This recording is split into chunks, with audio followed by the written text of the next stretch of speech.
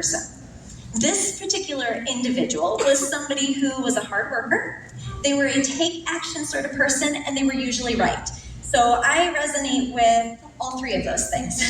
And this person that we're going to look at today, her name was Martha. Martha is somebody, I've heard her stories, certainly as I've read through scripture, but I've always looked at her in individual accounts, rather than looking at the three distinct times that we see her name mentioned in an encounter with Jesus. And so when I sat down and looked at the whole trajectory of her experience with Jesus, it looked to me as if she was on a heart work journey. So let's jump right into the first passage that talks about Martha and Jesus.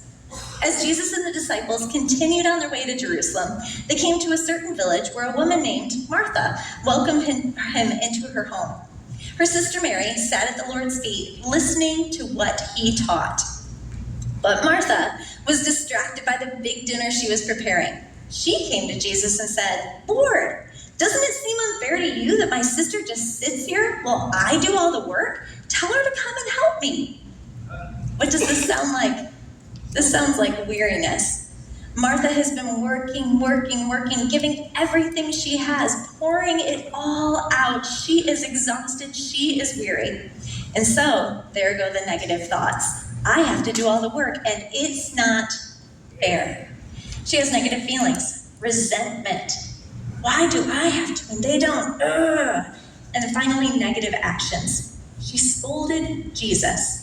And now I know that there is no hierarchy to sin. Sin is sin, but if we were really going to make a list and put in order which sins were the worst, I really think that scolding Jesus would be pretty darn close to the top. This is Martha in this situation. But here's how Jesus responds to her. But the Lord said to her, "My dear Martha, you are worried and upset over all these details. There's only one thing worth being concerned about. Mary has discovered it, and it will not be taken away from her." I love the way Jesus refers to her, "My dear Martha." Now, he could have responded in a scolding tone. I know when I'm scolded or spoken to negatively, I'm really tempted to respond in the same type of way. But Jesus didn't do that. He had a loving redirect with Martha. "Martha, come here. I see you." And he wants to ease her weariness. What does he want her to do? He wants her to release control. I said it, the C word, control. Because at the heart of weariness is a control issue. That's what it comes down to. It's those times when we are doing in order to make all the things just right. Maybe you see it in the upkeep of your home. If I just get everything, maybe it's with your kids. If I make them and get all the things, maybe it's the way you perform at work or at school. If I can just do everything, then it will be.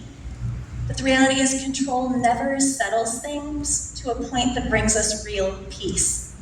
The only thing that brings us real peace is a surrender of our circumstances. And Jesus did invite Martha into that. "Martha, you can trust me. You can be perfectly imperfect." Like Martha, we can trust Jesus to fill in those gaps, those spaces that we can't do on our own. Do you have a space in your life that you're trying to control that's making you weary as you do that? Is there something you can surrender there? It's so challenging. But, like our bottom line says, hard work pays off.